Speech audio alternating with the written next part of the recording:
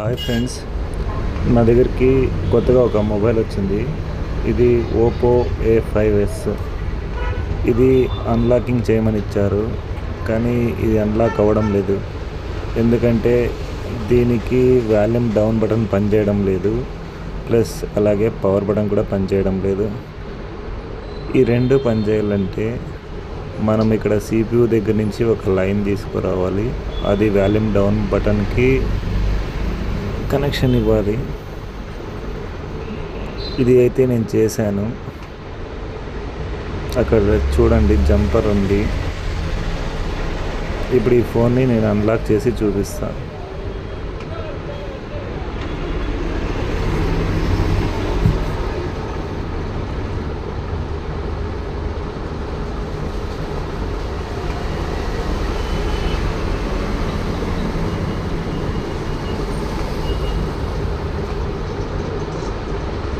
ఇప్పుడు చూడండి, ఆ ఫోన్ అయితే అన్లాక్ అయ్యింది.